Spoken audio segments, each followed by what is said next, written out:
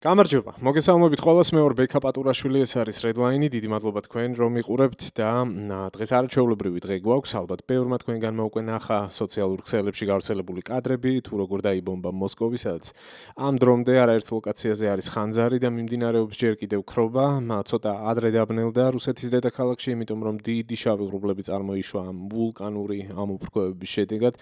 მათ შორის პირველ რიგში მოსკოვის ერთ-ერთი მთავარი ნავთობგადამამუშავებელი ქარხნის დაბომბვის შემდეგ, რასაც მოყვა, ძალიან დიდი მღელვარება. პირველ რიგში რუსეთის საზოგადოებაში ეს ძალიან მნიშვნელოვანია. ამას მოყვა პოლიტიკური რეაქციებიც და რეაქცია ბაზარზეც, რეაქცია ნავთობის ფასებზე, რეაქცია ნავთობის რიგებში ბენზინგასამართ სადგურებთან რუსეთის დედაქალაქში. მოკლედ, როგორც უკრაინელები დაპირდნენ და შეგახსენებთ მე 2 დღის წინ, როდესაც კიევ-პეჩერის ლავრა დაიბომბა, მაშინ ზელენსკი დაპირდა პუტინს, რომ აუცილებლად იქნებოდა პასუხი ამ ყველაფერზე. როდესაც ჟურნალისტები ეკითხებოდნენ თუ რა იქნება მომავალში, ის ამბობდა, რომ თქვენ ამ ყველაფერს ნახავთ ახალ ამბებში. და დიახ, დღეს ჩვენ არც ისე დიდი ხნის გასვლის შემდეგ, სულ რაღაც 2 დღიანი ლოდინი დაგვჭირდა, რომ გვენახა მართლაც ძალიან შთამბეჭდავი პასუხი. პასუხი რუსეთის აგრესიაზე, რა თქმა უნდა, და მე ამ ეპიზოდში შემოგთავაზებთ საინტერესო ვიდეო მასალებს, ხადია ყველა მნიშვნელოვან კადრს მოუყარე თავი. ასევე შემოგთავაზებთ რეაქციებს, როგორც თქვი, როგორ რეაგირებს მოსკოვის საზოგადოება, ასე ვთქვათ, თორემ რუსეთის გარკვეულ რეგიონებში უკვე დიდი ხანია შეეჩვენენ უკრაინულ სანქციებს, მაგრამ მოსკოვისთვის ეს ჯერ კიდევ ახალი ხილია. შესაბამისად, ყველა საინტერესო რეაქციას ვნახავთ, მოვისმენთ იმ კითხვებსაც, რომელსაც ისინი სვამენ უკვე და ასევე ვნახავთ პოლიტიკურ გამოხმაურებებს. ლავროვი, პუტინის რეაქცია, არა კომენტარი, თუმცა რეაქცია საინტერესო არის ძალიან და როგორ აშუქებს ამ ყველაფერს მედია. როგორ აშუქებს ამ ყველაფერს როგორც მეინსტრიმ მედია რუსეთში, ტელეარხები, როგორ იწყება მათ საინფორმაციო გამოშვებები, ასევე რას ამბობენ პროპაგანდისტები, იგივე სალავიოვი, რომელიც გარკვეულ მუქარებს უკვე საკუთარი მოქალაქეების მისამართით აჟღერებს, არა მხოლოდ კიევის მისამართით ცხადია. მოკლედ დავიწყოთ. პირველ რიგში მინდოდა თქვენთვის მეჩვენებინა დღეს ჩემთვის ერთ-ერთი ყველაზე მთავარი გასართობი. ჩემ სოციალურ ქსელებშიც, სტორებში მქონდა ეს პირველი მემე ეგრეთ წოდებული, სადაც პუტინი თავახტილია, ქვეშ ეს ნავთობის რეზერვუარი იწვის, რომელსაც მწნევით აეხადა სახურავი და ძალიან ეფექტური კადრი ვიხილეთ. რა თქმა უნდა, ეს შემდეგ უკვე გარკვეული კრეატიული ხალხის მხრიდან გახდა ესეთი მათთვის გახდა ინსპირაციის წყარო და ძალიან საინტერესო ვიზუალები შემოგთავაზეს გარდა პუტინისა, ესაც ძალიან ისეთი სახალისო გახლავთ. ნავთობ რეზერვუარი, რომელიც ამბობს ამ შემთხვევაში, რომ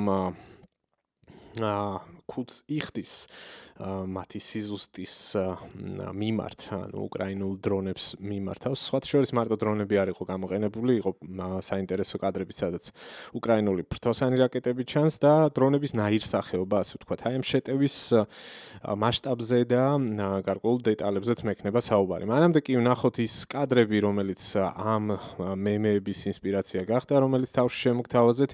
აი ეს არის ერთ-ერთი რაკურსი, მე ესე დავალაგე, ჯერ შორი კადრი გვექნება, შემდეგ გვექნება ახლო და ყველაზე ეფექტური კადრი და კიდევ ერთი რაკურსი, 3 სხვადასხვა განზომილებიდან ვნახავთ აი ამ ძალიან მაგარ სანახაობას. ეს არის პირველი, როგორც ხედავთ, საკმაოდ შორიდან გადაღებული დრონის მოხვედრის შემდეგ, როგორ ავარდა სახურავი დიდი ენერგიის წარმოშობის შემდეგ ცაში და ჯერ ესე ღრუბელს აფეთქების შემდეგ წარმოქმნილ ღრუბელს დაეფარა თავზე და ქვეშ იყო ეს ცეცხლოვანი სოკოს ფორმის ტალღა, რომელიც ძალიან ხშირად გვაქვს ხოლმე მსგავსი აფეთქებების დროს. დიდებულად გამოიყურება.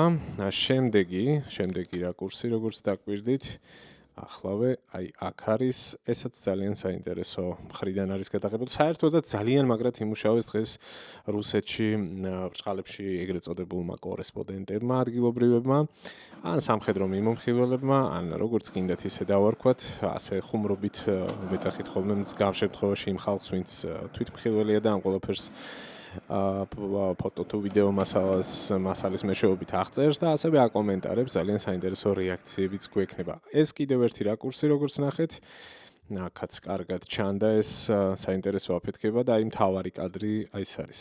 მთავარი კადრი ეს არის, რომელიც არაჩვეულებრივად გამოიყურება. ანუ ცოტა არ იყოს თავიდან პირველად როცა ეს კადრები ვნახე, მეგონა რომ ხომ არ არის AI, ხომ არ არის რაღაცა მონტაჟი, მაგრამ არა. ანუ არაერთი რაკურსით არის გადაღებული, როგორც ხედავთ და უწყვეტი კადრია, ახლავსთან კომენტარი და ვისაც თვალი მიჩვეული აქვს ეგრეთ წოდებულ ეს AI დამუშავებულ ვიდეოებზე, მიხვდება რომ ეს არ არის მონტაჟი. ამას არაერთი წყარო, გარდა იმისა, რომ არაერთი წყარო ადასტურებს ტექნიკურადაც ძალიან მარტივად მისახვედრია, რომ ეს რეალური კადრია, ჩვეულებრივად ტელეფონით გადაღებული მასალა არის. და არ ვიცი, არ მომბეზრდება ალბათ კაი ხანი ამის ყურება და მოდი კიდევ ერთხელ გავამეოროთ.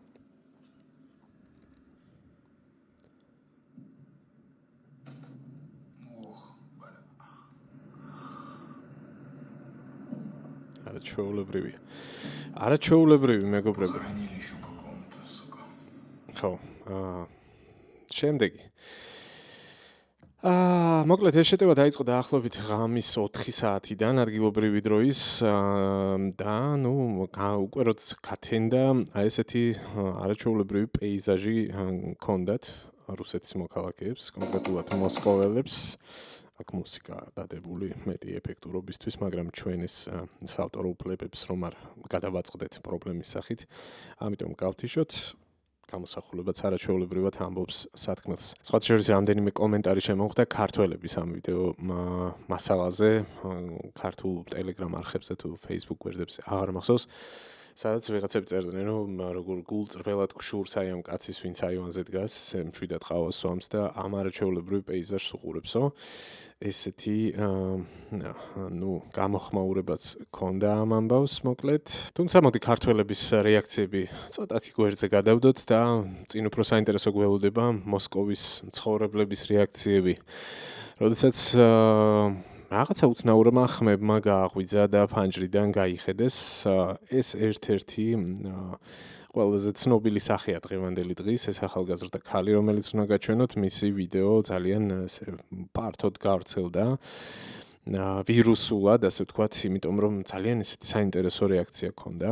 უცენზურო კი იქნება ცოტა, მაგრამ მომიტევეთ, მე არაფერ შუაში ვარ, ასე მეტყველებს ეს ხალხი, ეს არის მათი ჩვეული ლექსიკა, ამიტომ არაფერი განსაკუთრებული პრინციპში. Это пиздец, это просто пиздец. Я такого нахуй доброго утра не видела никогда. Только что 4 взрыва. Блять, это просто... Это просто в шоке. Мне еще Никита говорит, да ты, Катя-то, попробуй поспать. Что происходит? Я их слышу, они летят только что. Наверное, с этого утра я увидела 10 беспилотников. Просто вы посмотрите на этот пиздец. Девки, что там? Там тоже несколько участков. Вон за этим серым еще один черный. Тут только в МПЗ, наверное, 5 попало. Я не понимаю, почему их не сбивают. Они летят очень долго. კარგი პანორამა იყო, არა, რა სიტყვით. ერთ მხარეს ცეცხლი, მეორე მხარეს ცეცხლი, მესამე მხარეს ცეცხლი. ეს ყველაფერი ხდება ნავთობგადამამუშავებელ ქარხანასთან, სწორედ ეს იყო თავარი სამიზნე, ასე ვთქვათ, ამ შეტევის და ცოტა ხანში უფრო მეც გეტყვით ამ ობიექტის მოცულობის, მისი წარმოების მოცულობის და მიღებული ზარალის შესახებ. სხვათა შორის ეს არ იყო უშუალოდ ამ ობიექტზე პირველი დარტყმა 2 დღის წინაც განხორციელდა ასეთი იერიში. მაშინ სხვა ტიპის ინფრასტრუქტურა და სისტემები დაზიანდა, ამჯერად სხვა ინფრასტრუქტურა და სისტემები საკმაოდ დიდი მოცულობის ობიექტია, რომელსაც მნიშვნელოვანი წილი აქვს უშუალოდ მოსკოვის საწვავით მომარაგებაში, ბენზინი, დიზელი და ასევე საავიაციო ნავთის წარმოებაშიც. აი ამ ნიუსში კონკრეტულად ვიდრე ვიდეო მასალაზე გადავალთ ნათქვამია, რომ წელიწადში წარმოების მოცულობა დაახლოებით 12 მილიონია, 11-დან 12 მილიონამდეა, თუმცა ცოტა ხანში როიტერის სტატიაზე მექნება საუბარი, სადაც უფრო მეტ კონკრეტიკას შემოგთავაზებთ. მანამდე ნახოთ ეს არაჩვეულებრივი კოლაჟი. სხვა შორის იყო სატელიტური ფოტოებიც გავრცელებული, სადაც პირველადი დამუშავების შედეგი ჩანდა და საუბარი იყო იმაზე, რომ მინიმუმ 7 ლოკაცია უშუალოდ ამ ნავთობგადამამუშავებელი კომპლექსის ტერიტორიაზე დაზიანდა. თუმცა როგორც ხედავთ, მის გარეთაც არის დარტყმები. სხვა შორის აი ამ ლოკაციებზე რაც ჩანს გარეთ რომ იწვის, ხო? დიდწილად ეფექტი არის მიტანილი საჰაერო თავდაცვის სისტემების მუშაობის შედეგად. ზოგ შემთხვევაში თავად საჰაერო თავდაცვის სისტემების რაკეტები მოხვდა შენობებს და ზოგ შემთხვევაში ჩამოგდებული დრონები დაეცა და დეტონირდა შემდეგ. ამ ყველაფერსაც ვნახავთ. გავგრძელოთ შემდეგი კადრით. ესაც საინტერესო კოლაჟია. ხო, ხანდახან იქნება რომ რაღაც კადრები გამეორდება, მაგრამ არის ძირითადად განსხვავებული მასალა, მაინც სხვადასხვა რაკურსით გადაღებული, შეიძლება იყოს ერთი მოვლენა, მაგრამ სხვადასხვა რაკურსიდან უფრო საინტერესოდ ჩანს. ასევე ამ კადრებში იკითხება, რა ტიპის იარაღი იქნა გამოყენებული, მათ შორის ამ კადრში ახლა რომელსაც ჩავრთავ, ჩანს ფრთოსანი რაკეტების მუშაობა, რომელიც უფრო სწრაფად გადაადგილდება და ამით გახდა პირველ რიგში შესამჩნევი, რომ ეს არ იყო დრონები, მაგალითად ლიუტის დრონები, რომელსაც ასევე ვნახავთ და ასევე თავად ამ დრონებშიც იყო განსხვავება. მათ შორის, ამ ლიუტის დრონების გარდა, რომელიც უკვე კარგად გამოცდილი არის და ძალიან ხშირად გამოიყენება FP1 და FP2-ის ტიპის დრონებთან ერთად, ახალი პროდუქტიც გამოჩნდა. ეს არის მის დასახელება არის ბეგემოტი, ასე დაარქვეს ამ ახალ დრონს, რომელსაც უფრო განსხვავებული კონსტრუქცია აქვს, ფრთები აქვს და ასევე უფრო დიდი საბრძოლო მუხტის გადამტანი არის, რამდენადაც იყო ინფორმაცია გავრცელებული, იმედია არ მეშლება. ყოველ შემთხვევაში ნაირსახეობა ამ კონკრეტული კომბინირებული შეტევისას ნამდვილად ჩანდა.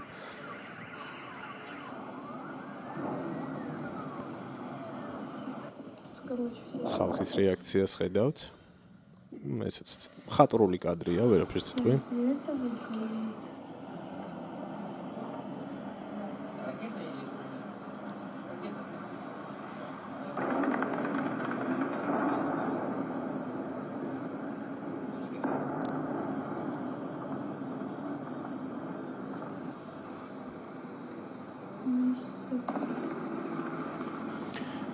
დავერტფრენები, რომლითაც შემდეგ უკვე ხანძრის ჩაქრობას ცდილობდნენ. ცოტა მოგვიანებით კიდევ უფრო მეტი ვერტფრენი ჩაერთო საქმეში, მაგაზეც მივალთ. ხო, მანამდე აი ეს ვიდეო კარგად აჩვენებს ინტენსივობას და ამას დავაკვირდეთ. აქ ჩანს, სადღაც 1 წუთიანი მასალაა და დაითვალეთ უბრალოდ რამდენი დრონი მოფრინავს ერთმანეთის მიყოლებით და ამ ვიდეოს ავტორებიც სწორედ ამას უსვამენ ხაზს.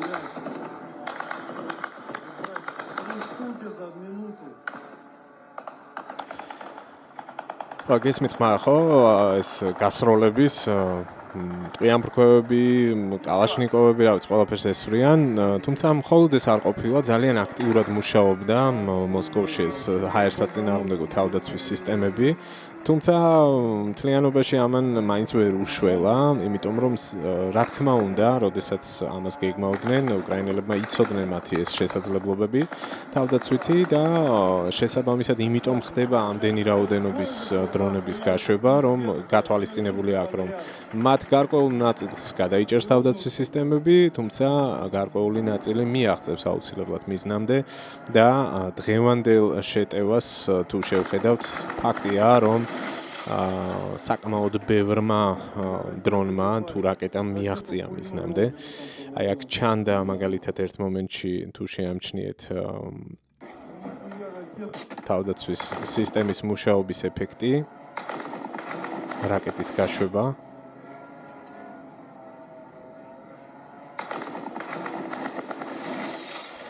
აი ეს ხმა აი ეს კვალი სწორედ არის საჰაერო თავდაცვის სისტემის მუშაობის ეფექტი. ხო, ეს უკვე თავად ვოლოდიმირ ზელენსკის პოსტი არის, უკრაინის პრეზიდენტის და მის მიერ გავრცელებული ვიდეო მასალა. მთავარი სათქმელი ამ პოსტის გახლავთ ის, რომ ეს არის აბსოლუტურად სამართლიანი პასუხი კიევის მხრიდან იმ შეტევებზე, რომელსაც თითქმის ყოველდღიურად რუსეთი ახორციელებს უკრაინის ქალაქების თუ რეგიონების მისამართით. არავის არ უნდა დაავიწყდეს, ეს ძალიან მნიშვნელოვანი ამბავია, იმიტომ რომ რუსები ცდილობენ ახლა რომ რეალობა შემოატრიალონ და მათი პროპაგანდა და მათი პოლიტიკური სპიკერების მთელი წყება ამას საუბრობს, რომ თითქოს ეგრეთ წოდებული ტერორისტული თავდასხმები ხორციელდება მოსკოვზე. ან სხვა ქალაქებზე, პეტერბურგის შემთხვევებიც გვახსოვს, ხო?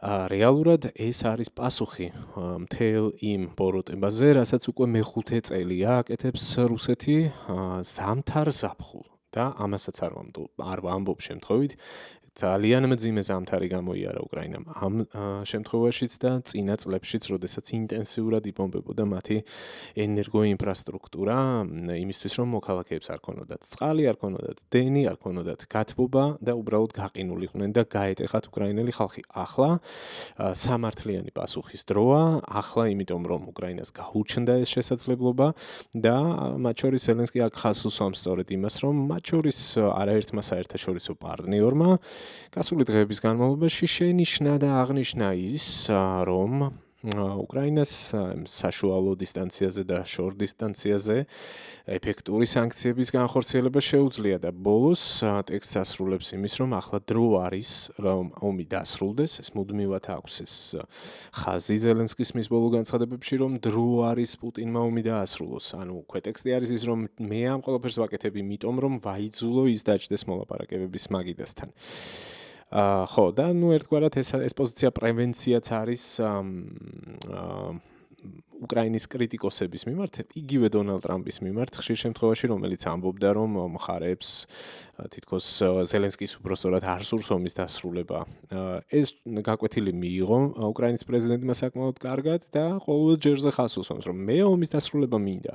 აი, ვინც არ ასრულებს ომს, არის პუტინი, ის გვირთყამს გამუდმებით და ჩვენც შესაბამისად პასუხობთ. მოკლედ, ეგეთი შინაარსის და ეგეთი ქვეტექსტების მატარებელი პოსტი ჰქონდა ზელენსკის და ეს უშუალოდ მის მიერ გავრცელებული ვიდეო კოლაჟი გახლავთ. მათი ნაწილი პრინციპში უკვე ვნახეთ, ნაწილს კი კადრებისას აუცილებლად ვნახავთ. ეს ცხადია ვნახეთ. ხო, აქ ერთ-ერთი დრონის დაცემის მომენტი არის, როგორც მახსოვს. დაშვების უფრო სწორად სამიზნეზე. არა, შევცდი. მაპატიეთ. თუმცა მაგ კადრებსაც გაჩვენებთ, რასაც გულისხმობთ. ხო, პანორამები ყველა მხრიდან და მათ შორის ადგილობრივი მცხოვრებლების ფანჯრებიდან გადაღებული. ნამდვილად მასშტაბურად გამოიხურება მოძრაობაში. ყველა მხრიდან ბევრი ვიდეო მასალა ვრცელდება და საუკეთესო ნაწილს ამ ვიდეო მასალების აუცილებლად გაჩვენებთ. ესაც ის მომენტია, როდესაც აქტიურ ფაზაში იყო ეს შეტევა. აი, ეს არის რაკეტა. დააკვირდით პირველივე წამებზე. ანუ დრონის შედარებით უფრო დრონებს შედარებით ნელი სვლა აქვს და განსხვავებული ხმა აქვს. ამ შემთხვევაში გაცილებით სწრაფია ეს ფრთოსანი რაკეტები და შესაბამისად მათი გადაჭერაც რთულია. აი, დააკვირდით რამდენ წამში, ერთ წამში გაიარა, ის სივრცე რაც ამ კადრში ჩანს. კიდევ ერთხელ. შეამჩნიეთ ხომ?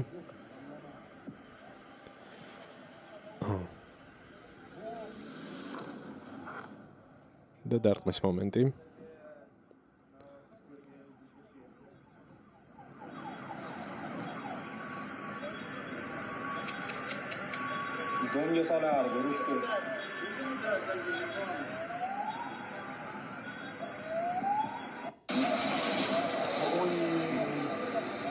ბატონო, შემდეგი გავაგრძელოთ.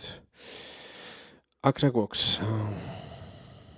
აქ საინტერესო კომენტარი გვაქვს ამ ვიდეოს ავტორის მხრიდან. Я манал эту процедуру, нахрен она, все горит, вся Москва нахрен горит. უცენზურობისთვის все заводы нахрен горят. Я нахрен сваливаю отсюда нахер к херам собачьим, блядь. Я манал эту процедуру, блядь. Вся Москва горит нахрен. Все горит, вообще нахуй все горит, блядь. Вон они отстреливают нахуй, вон они летают над головой. Хуя ты. Я ხო, გარდა იმისა, რომ საინტერესო კომენტარი აქვს, კარგათაც იღებს ეს საკმაოდ კარგი კორესპონდენტი გამოდგა.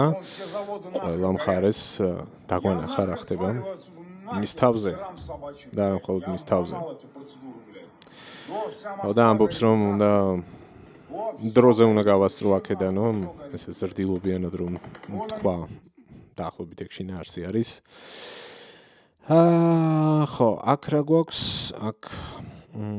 აქაც ვნახოთ, აღარ მახსოვს ესე ზედმიწევნით და შევახსენოთ, ასე ვთქვათ, საკუთარ თავსაც.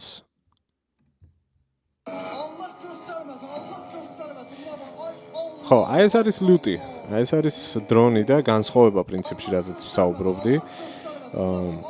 ფრთოსანი რაკეტა რამდენად სწრაფი იყო ნახეთ, ეს შედარებით მდორედ მიდის თავისი მიზნისკენ და უფრო ადვილი სამიზნე აიდეაში ჩამოსაგდებად, მაგრამ თვალდასაც არ არის მანევრირებს. აი ამ შემთხვევაში ჩვენ ვნახეთ მისი ეფექტური განეიტრალება.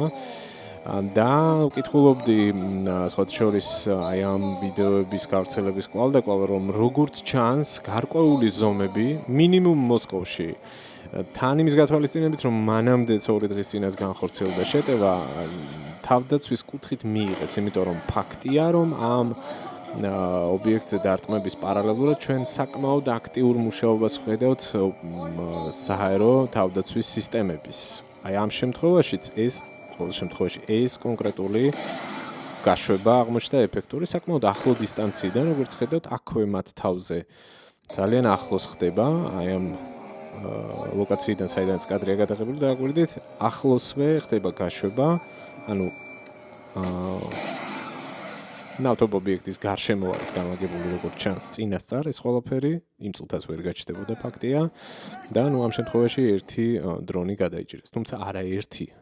ეს არ მინდა რომ რაღაც სპეკულაციის სივრცე დარჩეს. ბევრი დრონი გადაიჭირეს პრინციპში, მაგრამ ბევრიც დაეშვა როგორც აღნიშნე და ფაქტია რომ შედეგის სახეზე. აი აქაც საჰაერო თავდაცვის სისტემების მუშაობა, პანცირ S1-ები, როგორც წავიკითხეთ, ძირითადად ეს სისტემები იქნა გამოყენებული, აი ამ რაკეტის მოძრაობას ხედავთ აქ. იმედია აღარ გაჭედავს ეს ვიდეო და გააგრძელებს. მადლობა. აბა ვნახოთ ამას თუ მოყვა შედეგი თუ ჩანს ამ კადრებში. ის სადღაც სხვაგან წავიდა და პარალელურად ხედავთ რომ მეორე დრონი მიფრინავს, ხო?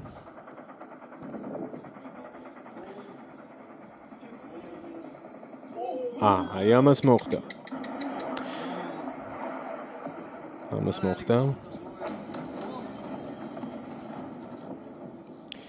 იყო ისეთი კადრებიც, სადაც რამდენიმე დრონს ძალიან ახლოს გაუფრინა ამ რაკეტებმა, გადამჭერმა რაკეტებმა, ასე ვთქვათ და აცდა მიზანს, თუმცა არის შემთხვევები, როგორც ხედავთ, როდესაც მათი განეიტრალება მოხდა.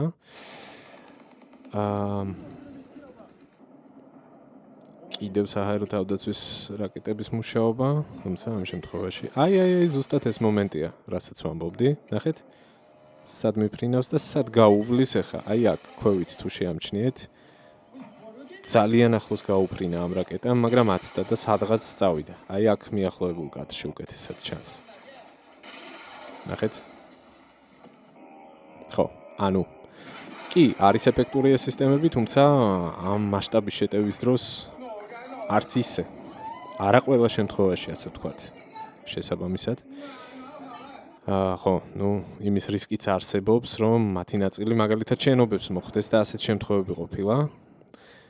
აი აქ, როგორც ხედავთ. ერთი წუთი ეს საინტერესო კადრია. ხო, აი აქაც რაღაც ახლოს აფეთქდა, თუმცა ვერ მიაღწია როგორც ჩანს თავის მიზანს და ამ დრონმა განაგრძო სვლა და დაეშვა. ან შესაძლოა ამ აფეთქების მომენტში ეს დრონი სულაც დაზიანდა და აცდა მიზანს, ასე ვთქვათ, და სხვაგან დაეშვა. იმიტომ რომ ეს რაღაც კომერციული ობიექტია, რომელზეც ეშვება. არ ვიცი, ამაზე 100%-ით ვერ ვისაუბრებ, ახლა მე აქედან ეს სამიზნე იყო კონკრეტულად ის ობიექტი თუ შემთხვევით დაეშვა, თუმცა ამის ალბათობა ცხადია არსებობს და აი ამ შემთხვევას თუ შევხედავთ ახლა რომელიც მოდის. ეს კი ნამდვილად ფაქტია, რომ აი ხვდება რაკეტა დრონს ეშვება და აი აქ რაღაც საცხოვრებელ კომპლექსზე, ან არ ვიცი, კომერციულ ობიექტზე დაეცა. თუმცა აი ამ მოხვედრით, რაკეტის მოხვედრით ის საბრძოლო მუხტი არ განადგურებულა და დეტონირდა უშუალოდ სახურავზე დარტყმის შემდეგ. ხო, ну ასეთი ფაქტებიც ხდება. აი ასეთი პროცესების დროს და ეს ყველაფერი ცხადად გამოჩნდა ამ შემთხვევაში. შემდეგი ვიდეო მასალა. აქაც ესეთი რეაქცია გვაქვს. ხო და საკმაოდ ესეთი კარგი ხედი იმისთვის, რომ საერთო სურათი დავინახოთ რა ხდებოდა ამ ნავთობგადამამუშავებელ ქარხნის ტერიტორიაზე. ამბარას ამბობს მოვისმინოთ. შემდეგ სხვა კადრი წამოვიდა. ნამდვილი ვულკანი. სხვა რა შეიძლება ამას დაარქვა, რაღაც მართლა ვულკანის ამოფრქვევას გავს. და ამით იყო მე შემდეგ უკვე განპირობებული ის, რომ ეს სიმღერები გავთიშოთ. ამით იყო გამოწვეული შემდეგ ის, რომ ძალიან დიდი შავი ღრუბელი ჩამოეფარა რუსეთის დედაქალაქს და იყო ეგრეთ წოდებული ნავთობის წვიმაც. მაგასაც გაჩვენებთ აუცილებლად. მანამდე კიდევ ერთი კადრი, სადაც ჩანს დრონების გადაფრენის მომენტი. ესაც ლუტის ტიპის დრონია.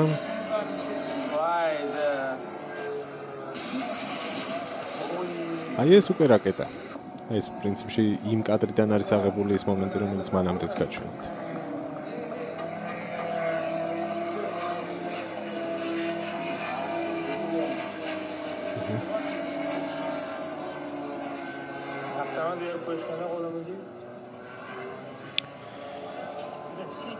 ხო, ეს ყველაფერი მოსკოვის მცხოვრებლებისთვის ჯერ ახალი ამბავია პრინციპში, ჯერ ვერ მიხვდნენ მათ შორის ვერც იმას, რომ ამ დროს ესე დგომა და ტელეფონით გადაღება ჩვენთვის კარგია, კი გადასარევ მასალებს გვაწვდიან, მაგრამ არც ისეთი უსაფრთხო არ არის, იმიტომ რომ სად ჩამოვარდება დრონი არ იცი, სად ჩამოვარდება ნამსხვრევი თუნდაც განადგურების შემთხვევაში არ იცი და კიდევ უფრო ცუდ შემთხვევაში სად ჩამოვარდება საჰაერო თავდაცვის სისტემის მიერ გაშვებული რაკეტა არ იცი.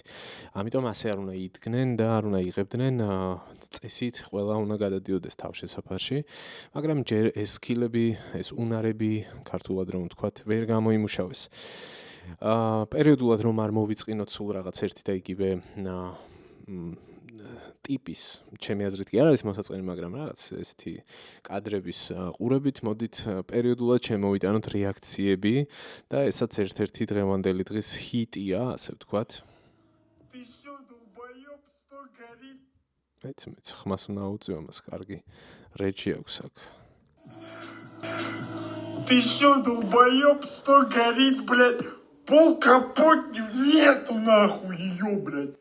კაპოტნიკს რომ ახსენებს, ეგ არის ადგილის დასახელება, სადაც არის განლაგებული ეს ნავთობ ობიექტი და მაგ ნავთობ ობიექტს გარდა იმისა, რომ მოსკოვის ნავთობგადამამუშავებელი ქარხანა ქვია, უწოდებენ სწორედ კაპოტნიკსაც. მე მგონი ხელი შეგიშალეთ რომ მოგესმინათ, ხო? კარგი. Пол капотни нету нахуй её, блядь. Ей пизда. Капотник? Пизда конкретная во всех фронтах. Ну, типа, вот это всё. თან ერთობ, მე თან ცოტა ნერვები მეშლება ხოლმე ამათ რო უსმენ. ალბათ ლოგიკურია, ხო? კარგი, აქ რა გვაქვს? აქ სანახაობა გვაქვს თუ მოსასმენი, აღარ მახსოვს. მოდიება ერთად ვნახოთ. შეიძლება სანახაობაც იყოს და მოსასმენიც, ორივე ერთად. არა, ამას ვერ მოგასმენინებთ, უნდა გავთიშო. ხო, აქაც შემდეგი ესეთი ხედია პანორამა. ხო, ალბათ ამიტომ შევინახე ეს ლინკი თქვენთვის. ეს კადრი, ესეთია, ძალიან ყოფით რეალობას აღწერს რა. ხედი ფანჯრიდან, არ ვიცი, საძინებელია თუ სამზარეულოა, თუმცა დილით აი ესეთ რეალობაში გაიღვიძეს მოსკოვში. დროც ჩანს 6 საათი და 20 წუთი დაგვირდით. აი რა კარგი კორესპონდენტია ადგილობრივი, ხედავთ? გარდა იმისა, რომ კადრებს გვაჩვენებს, ასევე გვაჩვენებს დროს 06:20 დილის 7:20 წუთი. და ხედი ფანჯრიდან. ვერაფერ სიტყვი. გავგრძელოთ. ხო, მე ვახსენებდი როიტერის სტატიას, ხო, გასაგებია რომ ეს ყველაფერი ასე ეფექტურად გამოიყურება, მაგრამ მოდით ვნახოთ ეს ყველაფერი ას ნიშნავს ციფრებში. ას ნიშნავს ზარალის თვალსაზრისით. პირველ რიგში როიტერის სტატიაში ხაზგასმულია, რომ ეს იყო მეორე დარტყმა უშუალოდ მოსკოვის ნავთობგადამამუშავებელ ქარხანაზე ამ კვირაში. თუმცა აქ იგულისხმება ის, რომ 2 დღე არის რეალურად განსხვავება, 16-ში იყო პირველი დარტყმა, 18 არის დღეს. და რა შედეგები დადგა. გაზპრომ ნეფთის არის ეს კონკრეტული ნავთობგადამამუშავებელი ქარხანა პირველ რიგში ეს აღნიშნოთ. დღეს განხორციელებული დარტყმის შედეგად, როგორც სტატიაში ანათქვამი, ევროპლუსის ნავთობგადამუშავების სექცია დაზიანდა, რომელიც 2020 წლიდან მოქმედებდა, ასე ვთქვათ. და ეს კონკრეტული ნაწილი ამ ნავთობგადამამუშავებელი საწარმოს შემთხვევაში პასუხისმგებელი არის ყოველდღიურად დაახლოებით 140,000 ბარელის გადამუშავებაზე, რაც მთლიანი ამ საწარმოს ნავთობგადამუშავების მოცულობის 47% არის დაახლოებით. ეს მოიცავს როგორც ბენზინის გადამუშავებას, ასევე დიზელის გადამუშავებას და შესაბამისად საწარმოს აქვს მნიშვნელოვანი წილი ქალაქის მომარაგებისთვის, თავად მოსკოვის მომარაგებისთვის. დამატებით აქ ნათქვამია, რომ ამ ევროპლუსის გადამამუშავებელი სისტემების გარდა დაზიანებული არის სხვა ტიპის ინფრასტრუქტურა, მათ შორის მილსადენების ნაწილი, გარკვეული ტექნოლოგიები, ასევე საცავები, ტანკერები, როგორც ვნახეთ, შემნახველი ობიექტები, ასე ვთქვათ, და შესაბამისად მათში განთავსებული პროდუქციაც. თავად გაზპრომ ნეფტს სტატიაში აღნიშნულია, რომ არ გაუკეთებია ჯერჯერობით კომენტარი როიტერის მიმართვის მიუხედავად უშუალოდ ზარალთან დაკავშირებით. რაც შეეხება 16 ივნის მიტანილი დარტყმების შედეგებს, ანუ 2 დღის წინ განხორციელებულ ოპერაციას და მის ეფექტს, აქ საუბარი არის უფრო განსხვავებული ტიპის ინფრასტრუქტურის დაზიანებასა და განადგურებაზე. მე დიდად ამ ყველაფერში სიმართლე რომ გითხრათ ვერ ვერკვევი, თუმცა შესაძლოა თქვენგან ბევრი უფრო მეტად მიხვდეს, რაზე არის ამ შემთხვევაში საუბარი, ამ კონკრეტული აბრევიატურით CDU6, ესეთი დასახელება გვაქვს ამ შემთხვევაში ამ გარკვეული დანადგარის, რომელიც აქ აღწერილია, რომ გამოიყენება ნედლი ნავთობის გასაფილტრად, გადასამუშავებლად, ასე ვთქვათ, და ამ სისტემის წარმოების მოცულობა არის დაახლოებით 160,000 ბარელი ყოველდღიურად და ეს მთლიანი ამ საწარმოს მუშაობის მოცულობის 53% შეადგენს როიტერის გამოთვლილი ინფორმაცია ყოველ შემთხვევაში. ასეთი არის, ანუ ეს 53%-ის მწარმოებელი დანადგარები დაზიანდა ან მოყვა ცეცხლის ქვეშ, ანუ გაუჩნდა ხანძარი, ეს იგულისხმება. ხო, აქ ასევე ბოლოს უკვე ჩვენ გვაქვს წლიური მოცულობა ამ საწარმოს მუშაობის, ასე ვთქვათ, 2024 წლისთვის მაგალითად გადამუშავდა 11,6 მილიონი ტონა ნედლი ნავთობი. აქედან ნათქვამია, რომ მაგალითად 2,9 მილიონი ტონა ბენზინი იქნა წარმოებული, 3,2 მილიონი ტონა დიზელი იქნა წარმოებული და ასე შემდეგ. ხო, მოკლედ დიდადაც რომ ვერ ვერკვეოდეთ, სპეციფიკაცია არ ვიცოდეთ ამა თუ იმ დასახელების ან დანადგარების მუშაობის მნიშვნელობაში ვერ ვერკვეოდეთ, ისედაც გასაგებია ციფრებით და სურათით ყველაფერი, რომ ეს მნიშვნელოვანი ზიანია, მნიშვნელოვანი ზარალია, როგორც რუსეთის ომის ბიუჯეტისთვის, ასევე თავად მოქალაქეებისთვის საკმაოდ დიდ დისკომფორტს შექმნის ეს ყველაფერი და უკვე ქმნის პრინციპში. აი ეს კადრი ამ მხრივ ძალიან სიმბოლური არის. აქეთ ეს ნავთობგადამამუშავებელი ქარხანა იწვის და აქ ლუკოილის ბენზინგასამართი სადგურია, სადაც უკვე ძალიან დიდი რიგი დგას და ეს ახალი ამბავი არ არის პრინციპში დიდი ხანია უკვე გასული კვირების განმავლობაში. გამწოვდა ეს პროცესი, მარტო ყირიმში არ არის საწოვის დეფიციტი, მოსკოვშიც უკვე არის ეს ამბავი რეალობა და თანდათან უფრო დამძიმდება. აი ამ ყველაფრის გათვალისწინებით რაც დღეს მოხდა და ამის შესახებ მათ შორის მოსკოვის მერმა გააკეთა ცოტა ხნის წინ განცხადება და ცოტა ხანში ამ განცხადებასაც მოგასმენინებთ, რომ გარკვეული ლიმიტები დაწესდება. მანამდე ეს კადრები ვნახოთ. ხო, წარდგენაში გამომრჩა, რომ მე ბევრი ვისაუბრეთ 16 ივნისის შეტევაზე და აი ეს კადრები სწორედ არა დღევანდელი, არამედ 16 ივნისის ოპერაციის დროს განხორციელებულ დარტყმას ასახავს. ეს არის 2 დღის წინანდელი კადრები. აი აქვე კიდევ ერთი მასალა არის 2 დღის წინანდელი და ბარემ ესაც ვნახოთ.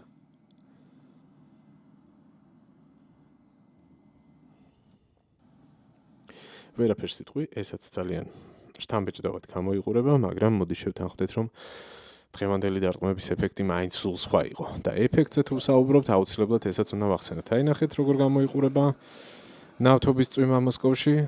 აი ასე.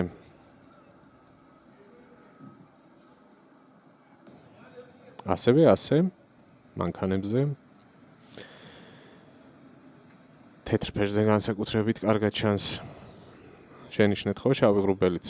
აი ეს ჩვენი კორესპონდენტები არაჩვეულებრივად მუშაობენ. ნახეთ როგორ შინაარსიანი კადრი გადაიღო, ჯერ აჩვენა პრობლემა, შემდეგ მისი გამომწვევი მიზეზი. ცაში ნავთობია, ღმერთო ჩემო.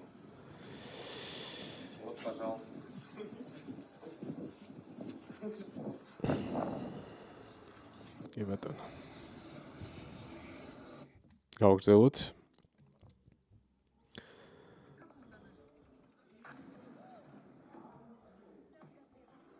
ესაც ანახავია არ გამოგჩეს.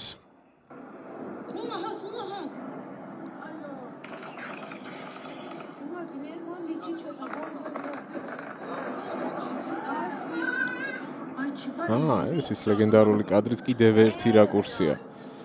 იმ ლეგენდარული კადრის. როცა ერთ-ერთ რეზერვუარს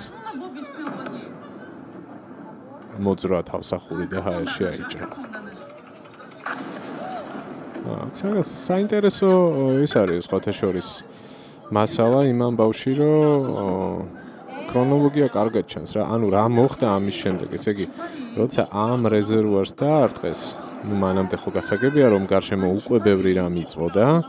თან ხედავთ აქ საჰაერო თავდაცვის სისტემების რაკეტების კვალს, რომელიც გაუშვეს. კიდევ ერთი აფეთქება ამ მომენტში მოხდა და ამას მოყვა ამ ხალხის რეაქცია. იქ კიდევ ერთი დრონი მიფრინავს, როგორც ხედავთ. და ის დრონი განადგურდა. საჰაერო თავდაცვის სისტემა მოხსნა.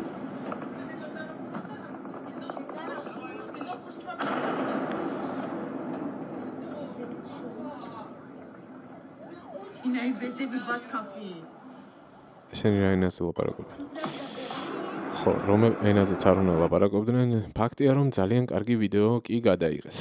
კიდევ ერთი ვიდეო გავარჩიოთ, აქ სხვა შორის განსხვავებული დეტალი ჩანს, არ ვიცი რამდენად აღიქმება კადრში, მაგრამ ამ ობიექტზე როგორც ჩანს თავდაცვისთვის, გარდა იმისა, რომ განლაგებული იყო ეს საჰაერო თავდაცვის სისტემები გარშემო, ასევე დამონტაჟებული იყო ეგრეთ წოდებული დამცავი ბადეები. აი აქ ჩანს კარგად თუ დააკვირდებით და ამაზე მეტყველებს სწორედ ეს მომენტი, როდესაც ერთ-ერთი დრონი ამ ბადეზე ეშვება და იქ ფეთქდება, ანუ პრაქტიკულად მიზანს ვერ მიაღწია, მაგრამ მანამდე როგორც ხედავთ, ერთი გაძვრა, ანუ დასკვნა აქედან ის არის, რომ ნაწილობრივ ეს ბადეები რიგ შემთხვევაში შესაძლოა იყოს ეფექტური, მაგრამ მაინც ამ მძიმე კონსტრუქციებისთვის შედარებით მძიმეა, ხო ეს FPV დრონებზეა ძირითადად ეს ბადეები გათვლილი, მათ აჩერებს, მაგრამ ამ მძიმე დრონებს ნაკლებად, ყოველ შემთხვევაში ალბათობა გაძრომის ფაქტია, რომ არსებობს და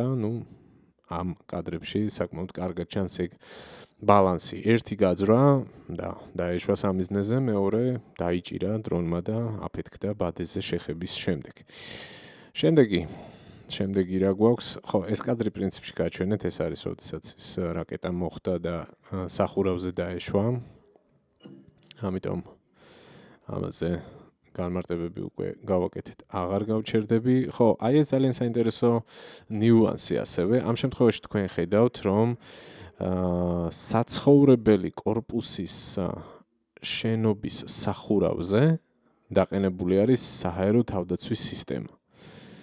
ანუ ამ ამბავში სათქმელი ის არის, რომ ამ შემთხვევაში რუსები აი ამ გადაწყვეტილებით ფაქტობრივად მოსახლეობას შეიძლება არ იქნება გადაჭარბებული ამის თქმა, რომ აყენებენ ცოცხალი ფარის პოზიციაში. იმიტომ რომ საჰაერო თავდაცვის სისტემა თავისთავად ლეგიტიმური სამხედრო სამიზნე არის. თუ უკრაინა გადაწყვეტს და ექნება ამის ტექნიკური შესაძლებლობა, რომ ინადიროს მათ შორის მოსკოვში საჰაერო თავდაცვის სისტემებზე, რაც აბსოლუტურად გამართლებული სამიზნე იქნება და ამას აკეთებენ ბევრგან ფრონტის ხაზზე თუ მის მიღმა, საშუალო დისტანციაზე თუ შორტ დისტანციაზე, ასეთ სამიზნეებს ანადგურებენ. შესაბამისად, თუ ამის განადგურებას გადაწყვეტენ, დარტყმის ქვეშ ფაქტობრივად მოყვება საცხოვრებელი სახლი და შესაბამისად მშვიდობიანი მოსახლეობა. შემდეგ გამოდგებიან და იტყვიან, რომ აი ტერორისტი უკრაინელები საცხოვრებელ კორპუსებს ბომბავენო, თუმცა თუ კარგად დავაკვირდებით, ძალიან დიდი განსხვავება ჩანს უკრაინის მიერ განხორციელებულ ოპერაციებსა და რუსების მიერ განხორციელებულ დარტყმებს შორის. ამ შემთხვევაში ჩვენ ხედავთ მიზანმიმართულად შერჩეულ ობიექტებს. ეს იქნება ნავთობგადამამუშავებელი ქარხნები, ენერგოობიექტები თუ სამხედრო სამიზნეები და რუსეთის დარტყმების შემთხვევაში ჩვენ ვხედავთ საცხოვრებელ სახლებს, კომერციულ ობიექტებს, ვხედავთ ასევე, ეკლესიებს მათ შორის, ხო? ნახეთ, არ უნდა დაგვავიწყდეს 2 დღის წინ კიევ-პეჩერის ლავრაზე მიტანილი იერიში. ხო, აქაც საინტერესო კადრი გვაქვს, ეს დრონი, რომელიც ვერ ჩამოაგდეს ვერც კალაშნიკოვებით, ვერც საჰაერო თავდაცვის სისტემებიდან გაშვებული რაკეტებით. ამ შემთხვევაში ძალიან ბანალურია, მაგრამ ამ წეკრანმა ჩამოაგდო, აქ რაღაც მშენებლობა მიდის, როგორც ხედავთ, რამდენიმე ამწე არის და მაინც და მაინც ამ რკინის კონსტრუქცია შეეჯახა. ასეთებიც ხდება, როგორც ჩანს და აქ რა გვაქვს? კიდევ ერთი მდილანდელი პანორამა. რატომაც არა ვნახოთ. მე პირადად ამაში ჩემი დრო არ მენანება, იმიტომ რომ პრინციპში რასაც ვერ წარმოვიდგენდით, ჩვენ კი არა თავად რუსები რასაც ვერ წარმოიდგენდნენ, ის ხდება მათ თავს პირდაპირ მნიშვნელობით და ეს არის მთავარი შოკი მათთვის. მე კიდევ მექნება ახლა ამ ვიდეოში თქვენ გაჩვენებთ რეაქციებს და ერთი რამის ხაზგასმა მინდა, რომ ეს ხალხი არა მხოლოდ იმით არის შოკირებული, რასაც ხედავს, ანუ აფეთქებებით, კვამლით, ხმით, საფრთხით, რომელსაც განიცდიან ჯერ ბოლომდე შესაძლოა მათ ნაწილს გაცნობიერებული არც კი აქვს, მაგრამ განიცდიან. ამის გარდა არანაკლებ მნიშვნელოვანი, რომ ეს ხალხი შოკირებულია იმის გააზრებით, რომ ეს მათ ქალაქში ხდება, ეს მოსკოვში ხდება, რომელსაც ამბობდნენ, რომ რაღაცა რამდენიმე შრიანი საჰაერო თავდაცვის სისტემა გააჩნია და მისი გარღვევა შეუძლებელია. ამას წლების განმავლობაში აჯერებდა მათ რუსეთის ხელისუფლება, აჯერებდა პროპაგანდა და ახლა დადგნენ მოცემულობის წინაშე, როდესაც ეს ყველაფერი თურმე არ არსებობს, ეს ყველაფერი თურმე ცრუ დაპირებაა, დეზინფორმაცია და ჩვენ საკუთარი თვალით ხედავენ, რომ ეს ასე არ ხდება. ეს დრონები მათ ცხვირწინ ფეთქდება და ჰაერში ნავთობია და ნავთობის წვიმა მათ ირგვლივ.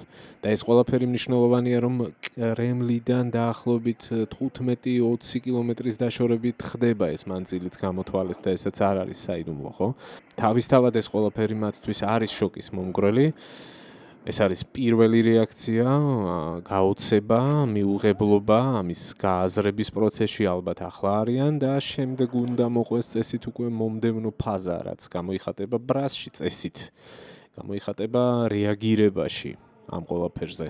და ეგ მაინტერესებს ყველაზე მეტად როგორი იქნება მათი რეაგირება. ისევ ესე ცხოვრებივით შეეგუებიან ყველაფერს, რაც მათ არა მხოლოდ პოლიტიკაში ხდება, უკვე ფიზიკურად უსაფრთხოებაზე ეხებათ ეს ყველაფერი, არა მხოლოდ სადღაც შორს არის ომი, არამედ მათ სახლთან არის, მათ სახლში არის ომი. მათ ჯიბეს ეთყობა, მათ გადაადგილებას ეთყობა, მათ ხელფასებს და ასე შემდეგ. ეს ყველაფერი მათთან ძალიან ახლოს მივიდა და საინტერესოა როგორი რეაქცია ექნებათ. აბა ვნახოთ. კი ბატონო, მანამდე გავაგრძელოთ ჩვენი დღევანდელი მიმოხილვა. აქ რა გვაქვს?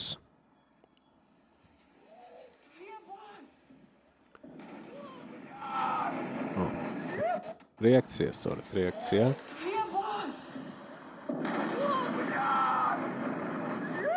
Тихо, смотри, смотри, смотри.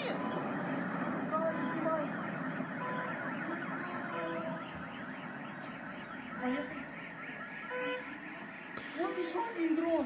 ხო, ესენი უფრო ადეკვატურები არიან, ნუ შიში ჩანს მათ რეაქციაში და არა ის რაღაცა სულელური აღტაცება, რაც მაგალითად იმ ახალგაზრდა ბიჭის და გოგოს შემთხვევაში ჩანდა, რომელიც მანამდე გაჯვენით, რომ რა ხდება, რაღაცა ფეიერვერკი, თითქოს რაღაცა ახალი წელია და ცაში ფეიერვერკები ფეთქდება, დაახლოებით ეგეთი რეაქცია აქვს და ნუ ეგ არ არის ნორმალური, ეგ კიდევ ცალკე საკითხია.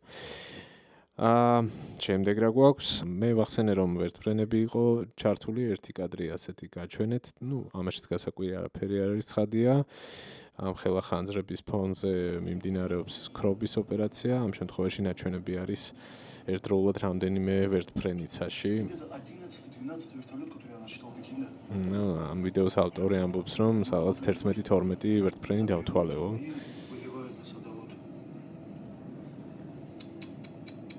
ხო, ცხადია რომ ამაზე დიდი მასშტაბით დაიწყებოდა ქრობის სამუშაოები, თუმცა მაინც არ არის ადვილი ჩასაქრობი, როდესაც დიდ ნავთობ ობიექტზე არაერთი ლოკაცია იწვის, მათ შორის ეს დიდი რეზერვუარები, საიდანაც ნავთობი იღვრება და ასევე არსებობს ეფექტი, რომელსაც უწოდეს უკვე ტუაფსეს სინდრომი. ტუაფსეს სინდრომი იმის გამო, რომ ტუაფსეს ნავთობ ტერმინალების დაბომბვის დროს ესეთი გამოიკვეთა ეგეთი ტენდენცია, რომ ერთი რეზერვუარიდან მეორეზე გადადიოდა ხოლმე ხანძარი.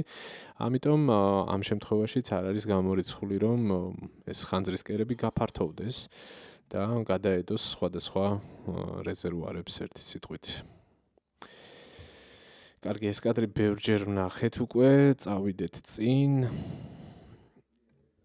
და ხო, საინტერესო განცხადება პრინციპში რუსეთის ერთ-ერთი მოქალაქე ამ დღევანდელ დღეს გამოეხმაურა და საინტერესო კითხვა დასვა. თუმცა აქ შემოდის ერთი ამბავი, რომ რაზეც ცოტა მოგვიანებით უნდა მოგიყვეთ, ამ განცხადებების გამო არათუ განცხადებების, რეაქციების გამო და კადრების გავრცელების გამო, რომელსაც ავრცელებენ რუსეთის მოქალაქეები, შეიძლება პასუხი მოსთხოვან და შეიძლება ციხეშიც კი ჩასვან და შესაბამისი მუქარა უკვე გაჟღერდა კრემლის ერთ-ერთი მთავარი პროპაგანდისტის სალავიოვის მხრიდან.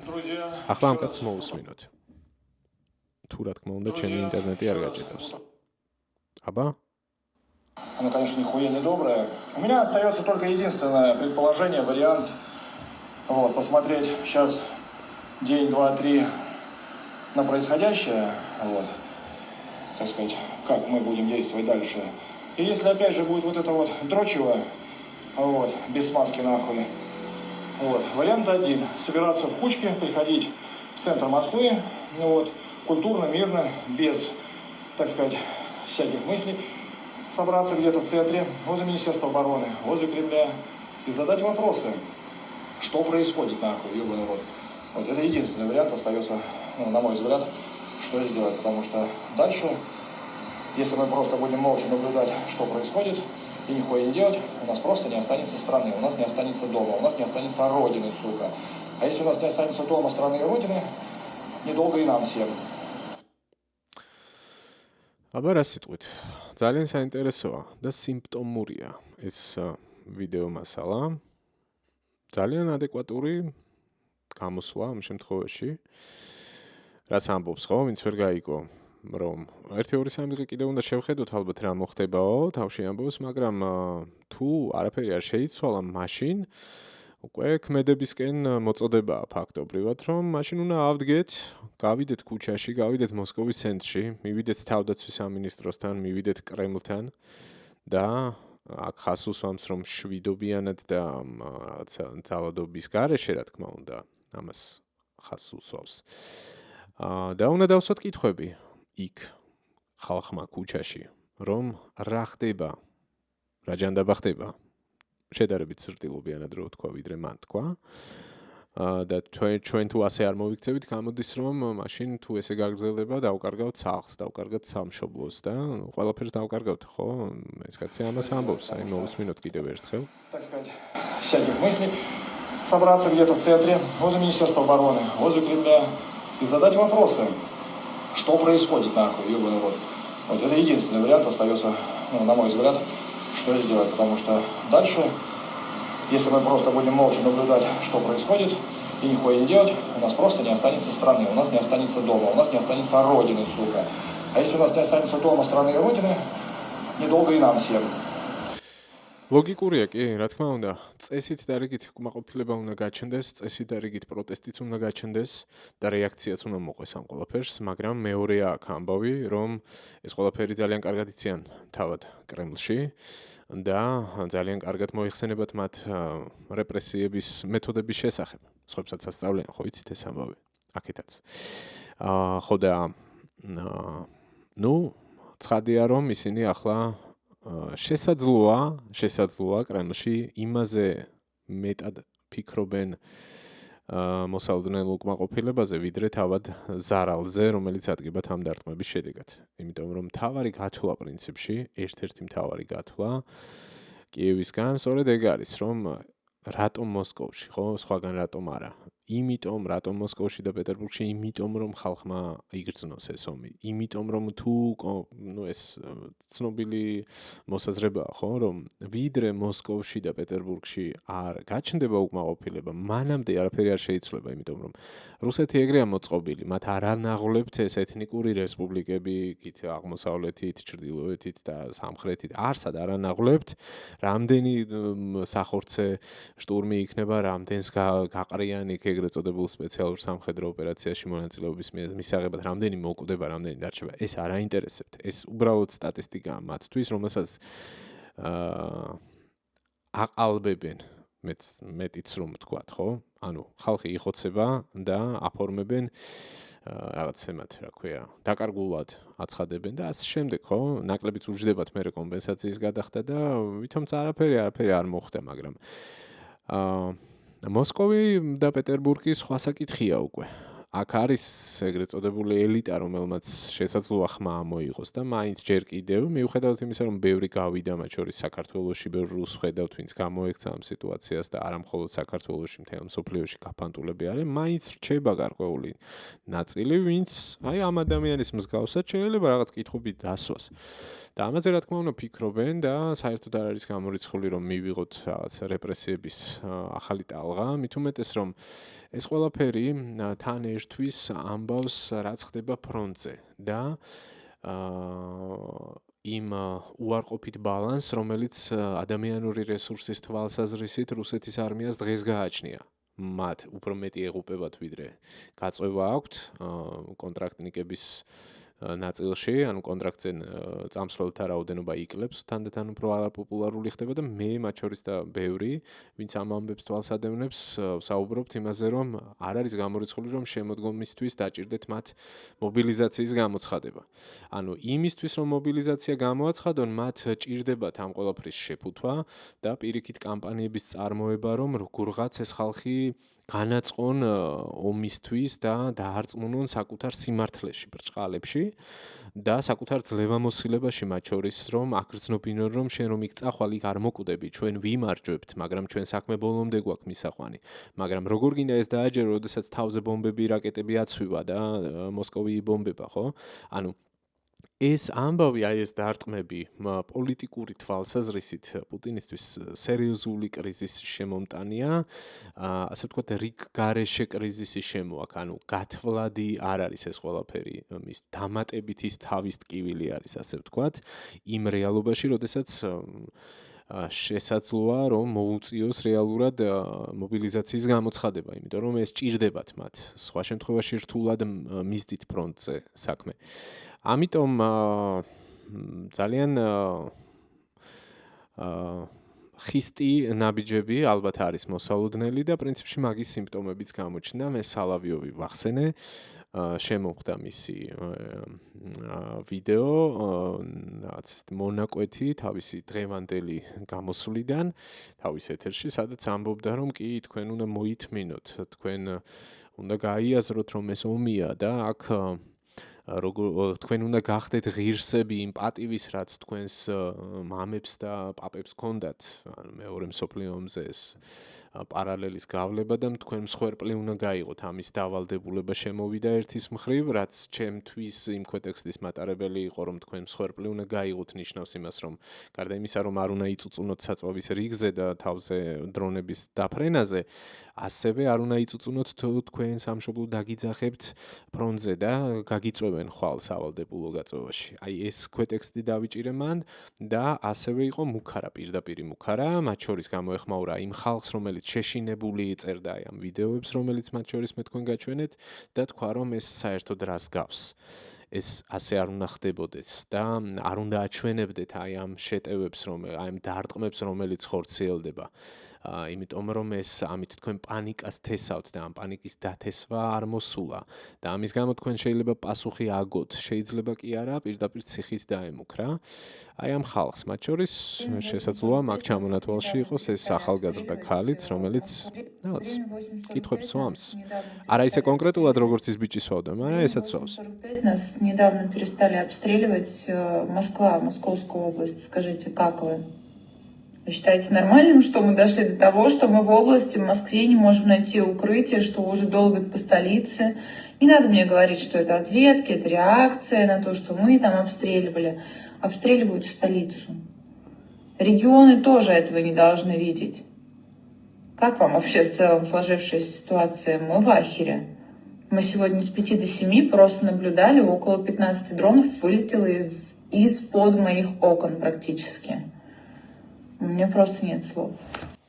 ხო, ამას არ ვთქვამს, რომ არიქა და ეხა წითელ მოედანზე გავვარდეთ კრემლთან და პროტესტი დავიწყოთ, მაგრამ თქვა, რომ მინიმუმ კითხვები უნდა დაისვას, ხო, რა ხდება? მოკლედ, ამასობაში ეს ხალხი ესეთ კითხვებს სვამს. ციდან ნავთობი წვიმს, გარშემო ვულკანური ამოფრქვევებია, რა თქმა უნდა უტრირებ უგულისხმობ აფეთქებებს და ხო საინტერესოა რას აჩვენებენ ტელეეთერით. აი, ბატონო, ნახეთ, ერთწუთიანი ვიდეო. რუსეთის პირველი არხი, საინფორმაციო გამოშვება და თემების ანონსი. Здравствуйте, время новостей на первом о самых важных событиях расскажем прямо сейчас. პირველი თემა. პუტინი ყაზანში რაღაც ფორუმზე, саммитზე. На пути в Белоруссию пострадавших детей, по которым прицельно ударили украинские террористы, везут. მეორე თემა. სადაც უკრაინელებს ტერორისტებად მოიხსენებენ და ადანაშაულებენ ბავშვების წინააღმდეგ განხორციელებულ იერიშში. მესამე თემა. Штатების და ირანის ამბავი. И без пафоса с другой соглашение между США и Ираном подписано дистанционно, но переговорщики все же отправятся в Швейцарию. Пору валенки доставать, в Бурятии не просто припорошило сугробы. და შემდეგ უკვე ამინდი, ხალხო, ამინდი. რაღაცა სტიქიური მოვლენები რუსეთის მასშტაბით. ხვდებით ხო? ანუ ვინც დავუშვათ და გარეთ არ გაიხედა რუსეთის მთავარ საინფორმაციო გამოშვებაში საერთოდ არ მოხვდა თემა მინიმუმ პირველ თემებში, პირველ 4 თემაში საერთოდ არ მოხვდა რა ხდება ქუჩაში, რა ხდება მათ ნავთობგადამამუშავებელ ქარხანაში და ასე შემდეგ, რა პასუხს ცემენ იმ ხალხს, რომელიც კითხვებს სვამს. ეს არ არსებობს. ანუ მსგავსი რამ არ ხდება mainstream მედიაში. რამე ხომ არ გეცნობათ, ესე მუშაობს. ეს არის რუსული ტაქტიკა, რომელიც ну, მე სხვაგან სადღაც გვხვდება ხოლმე, ხო? კი ბატონო. შემდეგ სადღაც ასევე ამ ყაზანის რაღაც სამიტზე ჩაწერეს უკვე ლავროვის ინტერვიუ. ну, მაინც რაღაც ფორმით ცხადია მოუწევდათ მათ გამოხმაურება, გასაგებია რომ ტოპ თემებში ეს არ გაიტანეს, მაგრამ ну, სადღაც რუსეთის პირველი არხი გვთავაზობს უკვე ამ ინტერვიუს ლავროვთან და სხვათა შორის ჩემთვის ძალიან საგულისხმო იყო ლავროვის დღევანდელი განცხადება. ჯერ ერთი ისეთი რიხიანი და ცინიკური არ იყო, როგორიც ახასიათებს ხოლმე და მეორე რაც ჩემთვის საგულისხმო იყო და აბა თქვენც დააკვირდით ორჯერ თუ სამჯერ ახსენა პუტინი და აბსოლუტურად პასუხისმგებლობა ჩამოკიდა ამ შემთხვევაში პირადად პუტინს. აი დააკვირდით. Я давно уже убежден, что слов недостаточно. Не случайно президент объявил какое-то время назад, после очередной выходки киевского террориста, о том, что мы будем теперь проводить массированные групповые удары на регулярной основе, по целям, от состояния которых напрямую зависит боеспособность вооруженных сил Украины. Это задача, поставленная Верховным Главнокомандующим, наши вооруженные силы выполняют ее и будут ее выполнять. ხო, ანუ გაიმეორა ის, რაც მანამდეც თქვა, 16 ივნისის მიტანილი ერიშის დროს თუ არ ვცდები და თუ მანამდე არ მახსოვს ზუსტად. ხო, ჩვენმა პრეზიდენტმა, მთავარსარდალმა ხო ბრძანა, ხო გასცა ბრძანება, რომ ჩვენ უნდა დავარტყათ უკრაინის შესაბამის ობიექტებს. არა, ბოდიში, ეს ლავროვმა არ თქვა მანამდე, ეს თავად პუტინმა თქვა, როდესაც ამ ეგრეთ წოდებული სპეციალური სამხედრო ოპერაციის მონაწილეებს ხვდებოდა. ეს იყო ჩემ წინა ვიდეოშიც მაქვს ეგ მომენტი ნაჩვენები. ეხლა ვიგეტყვით, ეგ იყო რუსეთის დღე. კი ბატონო, ეს იყო რუსეთის დღე, გამახსენდა, როდესაც წითელ მოედანზე ვერ ჩატარდა გალა კონცერტი, მაგრამ დახურულ სივრცეში შეხვდა სპეციალური სამხედრო ოპერაციის ბრჭყალებში, რა თქმა უნდა, მონაწილეებს და იქ თქვა, იქ გამოეხმაურა ამ დრონებით შეტევებს და თქვა, რომ ჩვენ ამას უპასუხებთო. და ასეც მოიქცნენ პრინციპში უპასუხეს და ამის შემდეგ იყო სწორედ დარტყმა კიევზე, მორიგი, არა პირველი და არა რაღაცა განსხვავებული, ასეთები ჩვენ ბევრი ვნახეთ უკვე, მორიგი კომბინირებული შეტევა, სადაც ნუ დაიბომბა არაერთი ობიექტი, მათ შორის კიევ-პეჩერის ლავრა. ამ შემთხვევაში ლავროვი აბსოლუტურად იგივეს ამბობს, რომელიც გაცოდა, ანუ გაცდა, ეს კი არა ორეშნიკის მუქარაც გაცდა, იმიტომ რომ ეგაც გამოიყენეს რამდენჯერმე და ვნახეთ მაგ შემთხვევაში რა მოხდა. ორეშნიკი რაღაც საბრძოლო მუხტის ელემენტები გაიშალა, დაეშვა კიევში, მათ შორის რაღაც ავტოფარეხები დაზიანდა ამით და დამთავრდა ამბავი. ანუ ეს სამხედრო თვალსაზრისით შედეგს არ იძლევა. ეს გათვლილი არის მხოლოდ რაღაც პროპაგანდაზე და გათვლილი არის იმაზე, რომ მოსახლეობა დაწნეხონ. სამოქალაქო საზოგადოებას მიადგეს ზიანი კიევში. სამხედრო თვალსაზრისით ეს ფრონტზე მოცემულობას არ ცვლის. განსხვავებით იმისგან, რასაც საპასუხოდ რუსეთი იღებს. განსხვავებით იმისგან, რომ მათი ომის ბიუჯეტი თანდათან უფრო მცირდება. უკრაინელების შორის სანქციები, ეს დარტყმები, რომელსაც ხედავთ, სანქციები სხვა ტიპის, რომელსაც პარტნიორები უწესებენ და უკვე 21 პაკეტი არის შემუშავებული ამ მხრივ. ჩრდილოვანი ფლოტის წინააღმდეგ ქმედებები, რასაც ბოლო პერიოდში განსაკუთრებით ხშირად ვხედავთ, იგივე ბოლო მაგალითად ბრიტანელებმა, ფრანგებმა და სხვებმა გააჩერეს ეს გემები და ჩამოართვეს ეს ტვირთი, რომელიც გადაქონდათ სხვადასხვა ქვეყნების დროშების ქვეშ მცურავ რუსული ჩრდილოვანი ფლოტის ტანკერებს და ეს ყველაფერი საბოლოო ჯამში აისახება ამ დარტყმებთან ერთად რუსეთის ომის ბიუჯეტზე, ხო? ანუ რუსეთის პასუხი ჩვენ უკვე ვიცით რა არის. მათი მხრიდან ეს არის მუდმივი ტერორი, კომბინირებული დარტყმები, სარაკეტო იერიშები, ბალისტიკა, ბრძოსანი რაკეტები და შაჰიდები, რომელსაც ასეულობით უშვებენ ყოველდღიურად და ანუ ეს მუქარა ახალი უკრაინელებისთვის არ იქნება და ვერ იქნება. მათ ისედაც ამ რეალობაში უწევთ ცხოვრება, მათ სულ რომ არ მიიტანონ დარტყმები და აქამდე ვერ მიქონდათ ფაქტია, არ ქონდათ მათ ეს შესაძლებლობები და ეს ტექნოლოგიები, რაც დღეს აქვთ და დღეს უბრალოდ ხელი მიუწვდებათ ამაზე, რომ პეტერბურგი და მოსკოვი ბომბონ, მაგრამ მანამდეც რუსეთი ამას აკეთებდა და არც ორეშნიკი არ გამოუყენებიათ ამასინათ პირველად, მანამდეც იყო ასეთი შემთხვევა. ამიტომ ეს მთელი ეს რაღაცა ნარატივი, რომ თითქოს ახლა აი აქამდე რაც არ გვიქნია ამას ვიზავთ, არის აბსოლუტური ბოლი და მეტი არაფერი, ანუ აქამდეც შვებოდნენ ამას, ეს ყველაფერი კიევში ძალიან კარგად აქვთ გააზრებული და ამის წინააღმდეგ მუშაობენ საჰაერო თავდაცვის სისტემების განვითარების თვალსაზრისით, მათ პრობლემები აქვთ ბალისტიკურ რაკეტებთან და ამაზე მუშაობენ, რომ ახლა მაგალითად პატრიოტის სისტემის რაკეტების წარმოების ლიცენზიები მიიღონ და ამაზე დაყოლიებას ცდილობს ახლა ზელენსკი ტრამპის, რომელიცაც რაღაცა ახალი შემოbrunება აქვს ამ სპირალში და დაველოდოთ ვნახოთ რა მოხდება და პარალელურად იქ მიდის საუბარი თავად უკრაინული წარმოების გადამჭერი რაკეტების შექმნაზე, რომელიც ფაქტობრივად შექმნილი არის უკვე თავად რაკეტა, თუმცა ამასინათ ამბობდა შტილერმანი, ამ Firepoint-ის მთავარი კონსტრუქტორი და მფლობელი ამ კომპანიის, თუ არ ვცდები მფლობელია თუ მეწილე, რომ რაკეტა როგორც ასეთი შექმნილია ბალისტიკის გადასაჭერად, მაგრამ ახლა მუშაობა მიმდინარეობს პარტნიორებთან ასე ვთქვათ, დამატებითი სისტემების ინტეგრირებისთვის, რაც გულისხმობს რადარების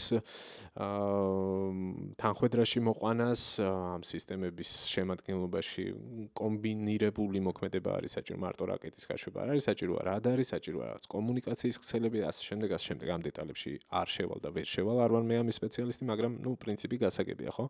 ანუ რაკეტა შექმნილია დამატებით კიდევ რაღაცა საკვანძო დეტალებია და სამუშაოებელი, რომელზეც მუშაობენ. აბა ვნახოთ, პირობა ეგეთია, რომ წლის ბოლომდე ყოველ შემთხვევაში ეს სისტემები უკვე მწყობრში იქნება. და ამ ხრივაც უკვე შეეზღუდება რუსეთს ეს შესაძლებლობა, რაც ამ ეტაპზე გააჩნია, რომ ბალისტიკით ატეროროს კიევი და სხვა ქალაქები. ყოველ შემთხვევაში ჯერჯერობით ყველაზე ეფექტურად ეგ მუშაობს, იმიტომ რომ შაჰიდების განადგურების მაჩვენებელი თანდათან უფრო და უფრო მაღლა მიდის, გადამჭერი დრონები ამას ახერხებს უკრაინული. ერთ სიტყვით ლავროვის ეს მუქარა ძალიან სუსტად ჟღერს რეალურად. ობიექტურად თუ შევაფასებთ, ერთადერთი ალბათ იქნება დარწმუნებული ვარ, მათ შორის კომენტარებშიც იქნება ამაზე რაღაც სპეკულაციები, წკმუტუნი რუსეთუმეების, რომლებიც იტყვიან, რომ აი ეხა იმდენს იზავენ ეგენი, რომ ბირთვულ შეიარაღებას გამოიყენებენ.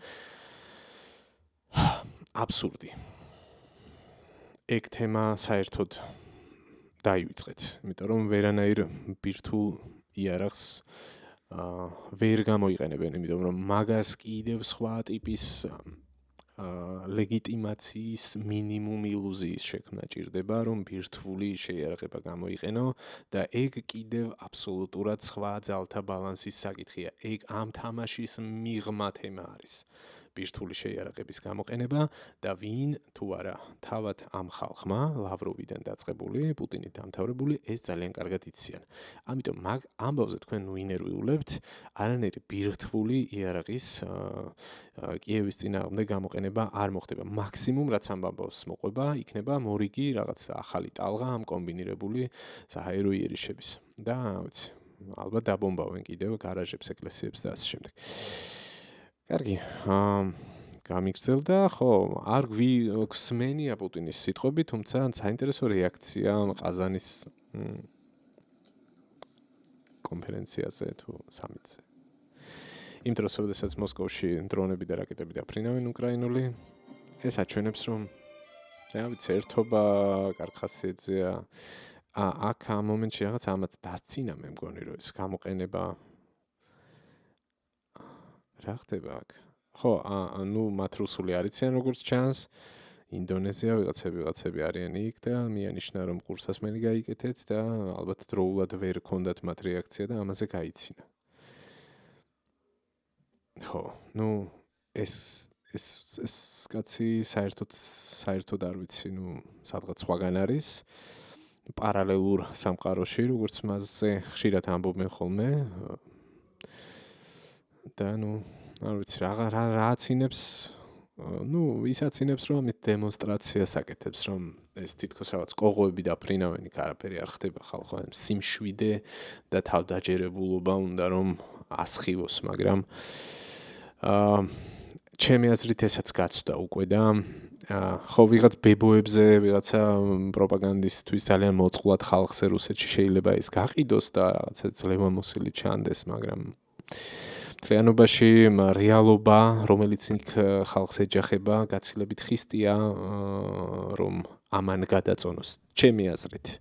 და ეს ყველაფერი მათ შორის პუტინის რეიტინგებზე უკვე აისახა წინა ვიდეოშიც ვახსენებდი, რომ სადღაც როდესაც სადღაც ერთი თვის წინ თქვენ ახერვის წინ 50%-ზე მეტი იყო პუტინის მიმართ მხარდაჭერა, თან რა კვლევებია, ხო, ჯერ ისედაც ხო გასაგებია, რომ რუსეთში ჩატარებული საზოგადოებრივი აზრის კვლევა, რასაც ნიშნავს, გულწრფელ პასუხებს იშვიათად სცემენ. იმ გაგებით, რომ ვიღაცას რომ არ მოეწონოს მისი ბრჭყალებში რაღაცა კონფიდენციალური პასუხი შეიძლება ციხეში ამოყოს თავი. ამიტომ ისედაც გადაპრანჭულია ხოლმე ეგ მაჩვენებლები, მაგრამ მაგ გადაპრანჭულ მაჩვენებლებშიც კი გამოჩნდა, რომ თუ მანამდე 50 პლუს რეიტინგი ქონდა, ამ შემთხვევაში 40 მინუს აქვს, ანუ 30-სა და 40-ს შორის მერყეობდა ბოლო თავად რუსების გამოქვეყნებული. უпростоრად მათი შემუშავებული კვლევების შედეგები იყო, რომელიც უკრაინის დაზვერვამ მოიპოვა და თავად უკრაინულმა წყაროებმა შემდეგ გაავრცელეს და მოგვიანებით ზელენსკიც ვნახეთ აი ამ ამობეჭდილი მონაცემებით ხელში. მისი ფოტო იყო გავრცელებული თავადვე დაპოსტა, სადაც ჩანდა პუტინის რეიტინგის ვარდნა და ამ ამბის შემდეგ ეგ რეიტინგი წესით კიდევ უფრო ქვევით დაიწევს და ეს ამბავი ამით არ მთავრდება, რომ იქ რაღაცები დაიწვა, ეს ამბავი გრძელდება იმით, რომ ეს აისახება პირდაპირ კრიზისში. მათ შორის მოსკოველებს უფრო და უფრო გაუჭირდებათ საწვავის ჩასხმა. ახლა ჩვენ მოვისმენთ მოსკოვის მერის განცხადებას დღევანდელი დარტყმების фонზე, რომელიც აანონსებს საწვავზე შეზღუდვებს და მოუწოდებს მოსახლეობას, რომ სიმშვიდე შეინარჩუნონ. Я хочу обратиться ко всем москвичам и гостям столицы. В связи со сложившейся обстановкой мы вынуждены временно ввести некоторые ограничения на покупку всех видов топлива на наших заправках. На данный момент будет действовать лимит на продажу не более 20 литров.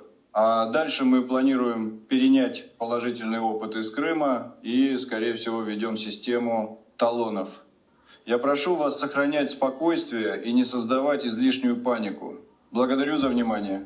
Я хочу обратиться ко всем москвичам. დროებითო გვიწევს შეზღუდვების დაწესება საწვავის გაყიდვაზე, ამ ეტაპზე 20 ლიტრიანი ლიმიტი პერსონაზე და ახლა მომავალში თუ სწორად გავიგე, თქვა ის რომ აპირებენ ყირიმის პრაქტიკის გადმოტანას მოსკოვში, სადაც ტალონებით გაიცემა საწვავი. ხო, იქ საკითხავია ტალონებით გაიცემა თუ არა დღეს უკვე ამ შემთხვევაში.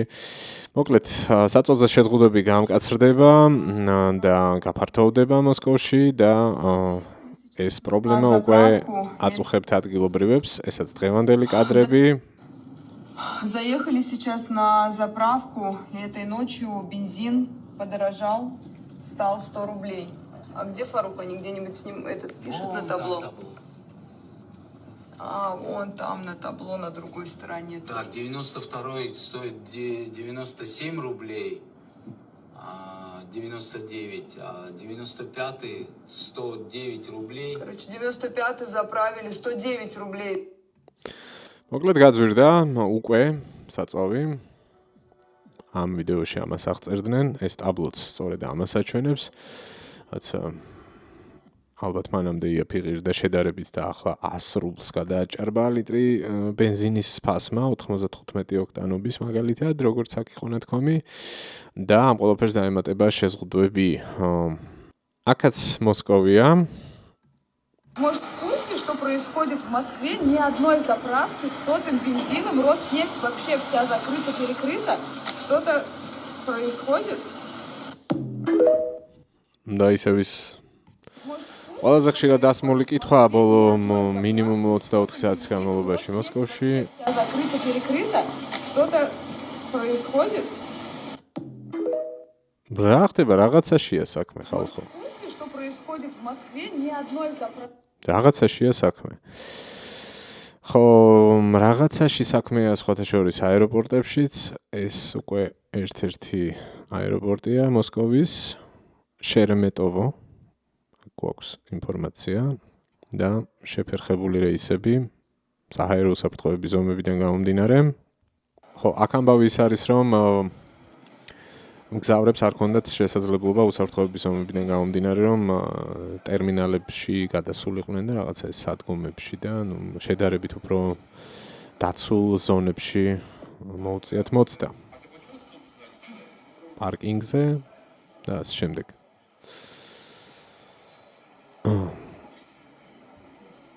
ესაც კიდევ ერთი დისკომფორტის ზონა. აი ეს კი არ ვიცი რა ჟანრია ხალხო, ამას თქვენ თვითონ მოუძებნეთ ახლა სახელი, რასაც მე თქვენ გაჩვენებთ. Საოცრება. Я утром сгоняла в аэропорт Шереметьево с коллективом. У нас завтра должен был быть корпоратив в Сочи. Нас подвезли к самолету, а потом сказали, что наш рейс вообще отменен. Я вернулась домой. Я вообще не люблю, когда планы меняются. И пришла грустная, но включила своего любимого Дина.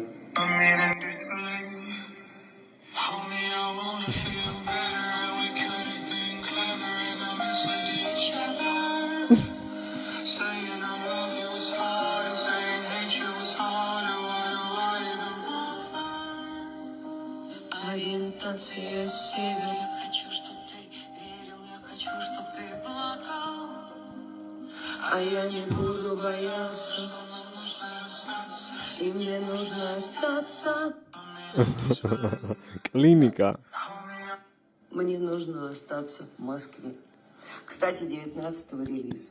და ამ ვიდეოს სალავიოვის ოხრით დავასრულებ.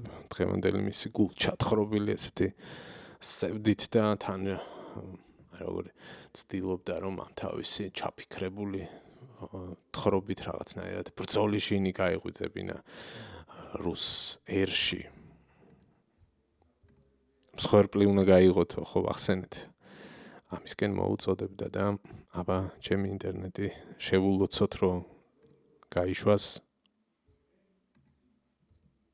გაიშვა.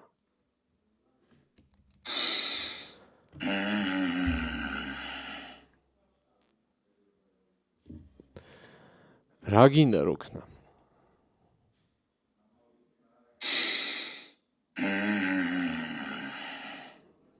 ამაშია საქმე.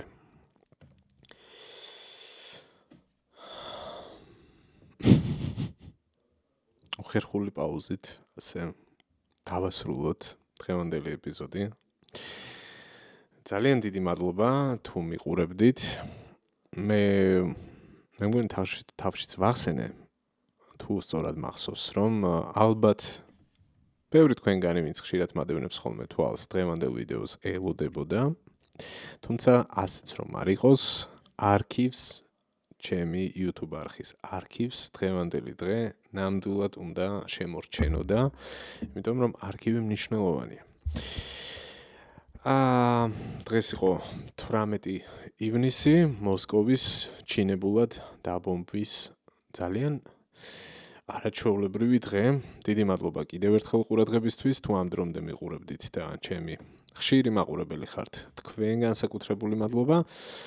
დალაიქეთ ვიდეო თუ გამოგრჩეთ და ამ დრომდე არ დაგილაიქებიათ. დატოვეთ კომენტარებში თქვენი მოსაზრებები, მე კი დაგიმშვიდობებით და მალე დაგიბრუნდებით ალბათ უკვე ფრონტის ხაზზე არსებული სურათის მიმოხილვით შემდეგ ეპიზოდში. გარკვეული სიახლეები იკვეთება, რომ მოსალოდნელი არის სამხრეთის ფრონტზე. გარკვეული მინიშნებები კეთდება ყირიმთან დაკავშირებით და ეგ თემა ნამდვილად საჭიროებს ყურადღებას და მოდით შემდეგ ეპიზოდში განვიხილოთ საფუძვლიანად რა შეიძლება ვიხილოთ სამომავლო სცენარებში.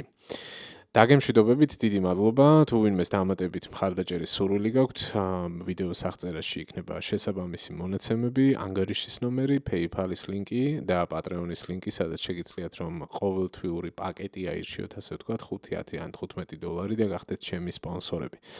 სპონსორების სიმრავლეს ნამდვილად ვერ დავიკვეხნი და რა ვიცი რა გითხრათ, თქვენი გადასაწყვეტია. თუ სურვილი და შესაძლებლობა გაქვთ ჩაერთეთ დონაციაში. დიდი მადლობა კიდევ ერთხელ. დაელოდეთ შემდეგ ეპიზოდს.